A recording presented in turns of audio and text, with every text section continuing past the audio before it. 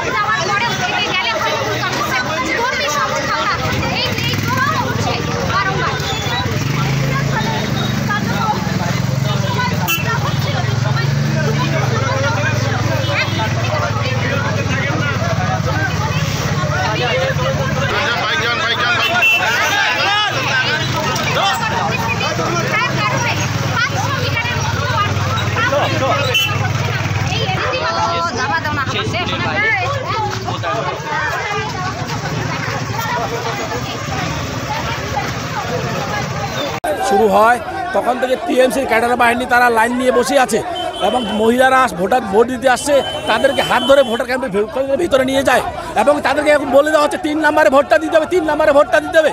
দিদি আপনাদের কন্যাশ্রী দিচ্ছে, রূপশ্রী দিচ্ছে, বিভিন্ন ঘর দিচ্ছে, সব কিছু প্রকল্প দিচ্ছে, রেশন দিচ্ছে, তাহলে আপনারা মোদিকে ভোট দিবেন কেন?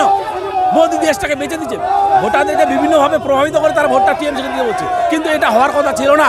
ভোট আসুক, ভোটের মতো ভোট সবাই দিক, সেটা আমরা চাইছি। আমরাও তো মাঠে রয়েছি, কিন্তু আমরা যখন প্রশাসনকে বলতে যাচ্ছি, প্রশাসন বলছে ও একটু বলে হবেই নাকি, এটা কোনো কথা হলো? তাহলে আমরা প্রতিবাদ করবো না? হ্যাঁ, সেই প্রতিবাদ আমাদের বিধায়ক আসলে বলে ঠিক আছে আমি আসতেছি, আমরা বিধায়ক আমরা কাউন্সিলর ভিতরে নিয়ে চলে যাচ্ছে, এটা কোনো কথা হলো? ভোট কাউন্সিলর প্রভাবিত করছে, তাদের ক্যাডার বাহিনী প্রভাবিত করছে। আমার নাম দিলীপ রায়।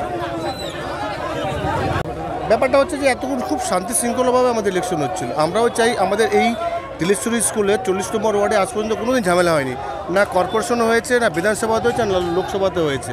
কিন্তু ব্যাপারটা হচ্ছে শিক্ষা চ্যাটার্জি বিগত 5 বছরে এমপি না এমএলএ ছিল, যাই হোক আমি অতটা জানি না, এমএলএ ছিল, কিন্তু 5 বছরেও দেখা করেনি। কিন্তু উনি দাঙ্গা করতে এখন গুন্ডা বাহিনী নিয়ে আসছে আমাদের এখানে ঝামেলা করতে, কোনো কিছু ছিল না, খুব সুন্দরভাবে ইউজ ছিল। ঠিক আছে, আমাদের রাম কিন্তু এই যে রাম বলছে, এটা কিন্তু খুব বাজে জিনিস। কিন্তু রাম বলছে, মোদিকে বলছে যে আমাকে নিয়ে বারবার তুই কেন খেলা করছিস, এতবার তো আমাকে নিয়ে খেলে আসছিস, একবার আমার নামটা ছেড়ে তুই আমার লড়ে দেখ। বহুত প্রভাব হচ্ছে। আমাদের যে ভোটাররা ছিল, যারা ভোটার দিতে এসেছিল শান্তি শৃঙ্খলাভাবে, যারা ভোট দিতে এসেছিল, তারা ভয় চলে চলে গেল। না, কেন্দ্র বাহিনী আছে, ভিতরে সম্পূর্ণ কেন্দ্রীয় বাহিনী আছে, আমাদের কেউ ঢোকেনি।